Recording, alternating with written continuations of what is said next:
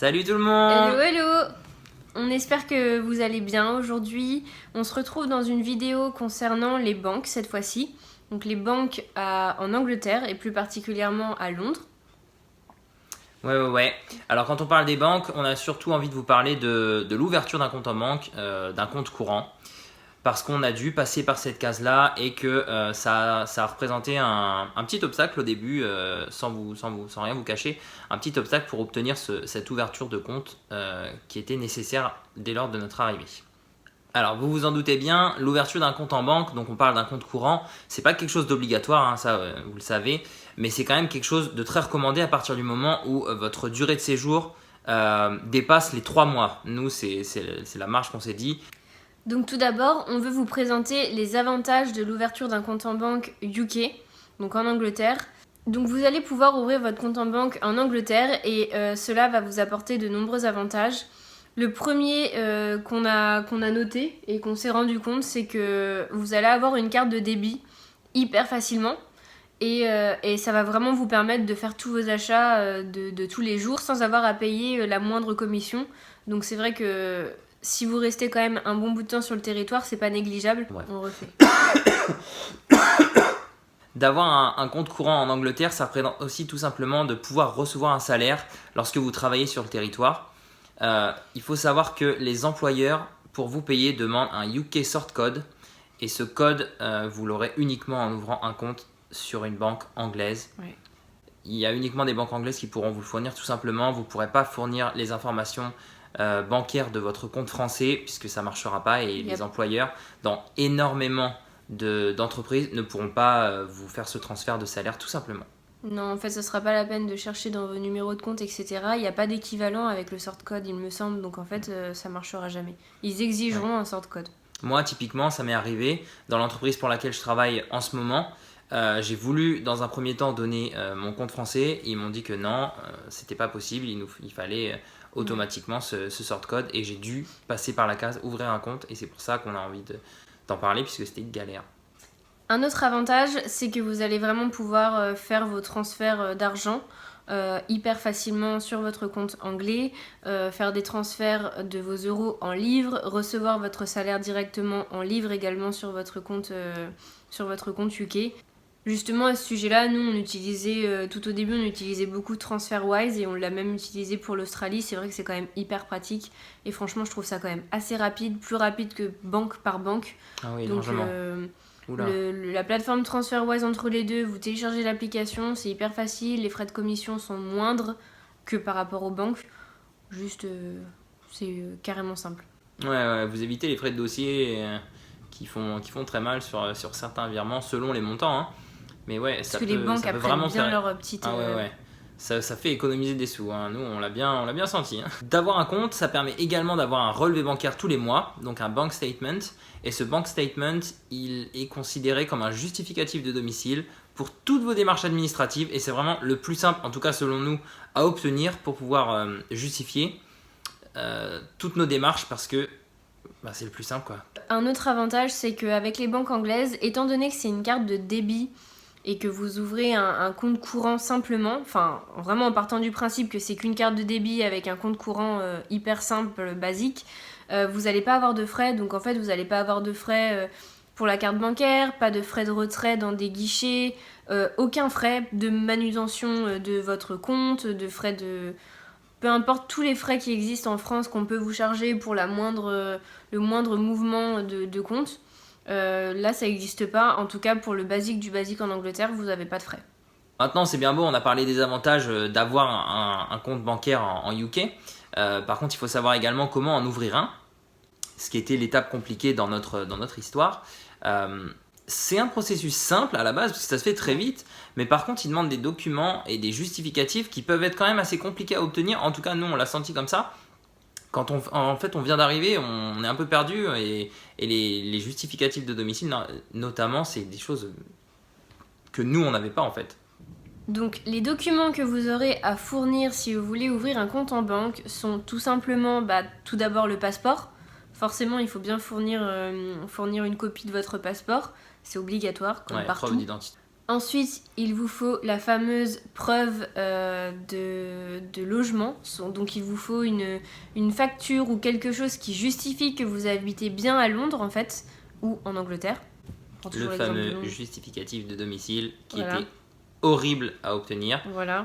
Parce qu'en fait, quand vous êtes en colocation, vous n'avez pas forcément de facture à votre nom concernant Internet, eau, électricité. Souvent, ça, c'est au nom du propriétaire et pas au vôtre. Ouais.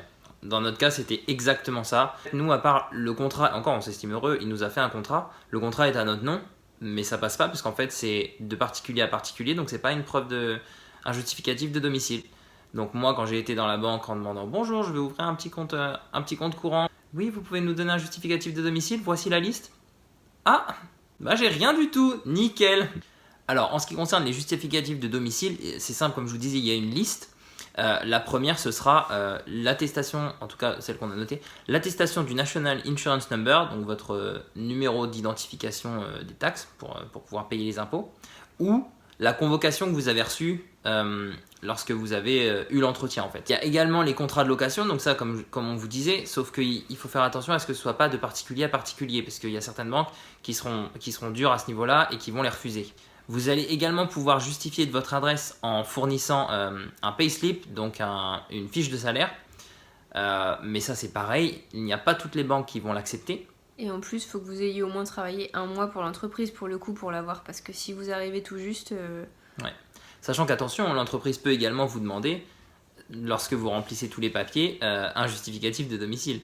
Et ça, vous allez galérer en fait. C'est un cercle vicieux en fait, donc on sort jamais. Nous on l'a vraiment vécu comme un cercle vicieux qui s'arrêtait. On se faisait refuser. Oh là là. Tu donnes un papier et en fait ils t'en demandaient un autre et l'autre tu l'avais pas. Et ensuite c'était un autre banque qui te demandait autre chose et l'autre tu l'avais pas non plus. J'ai fini par trouver quand même, je vous rassure. Bon, il y aura également les factures donc pour les charges, ça mais on vous l'avait dit. Ouais. Un contrat de travail ça peut également faire l'affaire. Et le council tax. Si vous n'êtes pas étudiant et que vous payez un council tax directement. Du coup, nous, si on peut vous donner peut-être quelques conseils, mais ça dépend vraiment de l'expérience qu'on a eue parce que on a entendu vraiment des gens qu'on a rencontrés ici qui ont complètement une autre expérience.